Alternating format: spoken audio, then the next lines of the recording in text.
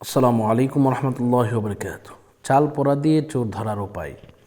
আপনি কিভাবে চাল পোড়া দিয়ে চোর ধরবেন, আজকে সে ব্যাপারে নিয়মটা সহ সব কিছু আপনাদেরকে বলে দেব। তবে এটা একটি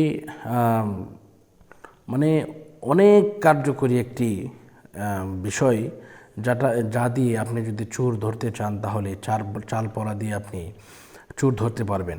এখন চাল পোড়া দিয়ে আপনি চোর ধরবেন, এটা কোন নিয়মে আপনাকে চোর ধরতে হবে সেটাও একটু বলে দিচ্ছি। তো প্রথম কথা হচ্ছে, আপনি যে চাল পোড়া দিয়ে চোর ধরবেন, প্রথমে আপনাকে কি করতে হবে?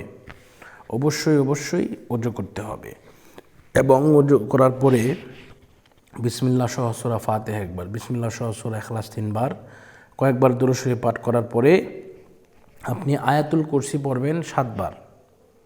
আমি আবারও বলছি, আয়াতুল কুরসি পড়বেন 7 বার।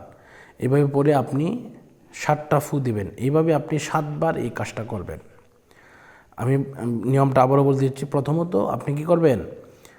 বিসমিল্লাহ সহ সূরা ফাতিহা একবার, বিসমিল্লাহ সহ সূরা ইখলাস 3 বার, কয়েকবার দুরূদ শরীফ, এটা একবার পড়লেই চলবে। আর বাকি 7 বার যে আপনাকে কাজ করতে হবে, 7 বার পড়ার পরে আপনি কি করলেন? 7 বার পড়লেন। এখানে কিন্তু 2টা আইটেম। আপনি 7 বার পড়লেন, 7 বার পড়ার পরে আপনি 7টা ফু দিবেন। এইভাবে আপনি এক স্টেপ আপনি শেষ করলেন। 7 বার পড়লে কি হবে? এক স্টেপ শেষ হবে। এইভাবে আপনি এটাকে 7 বার পড়বেন। মানে কত? 7 7 49, আয়াতুল কুরসি 49 বার পড়তে হবে।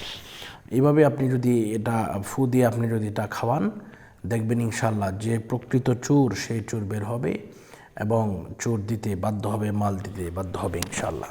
তো এজন্য আমরা সকলে এই বিষয়টা মাথায় রাখবো।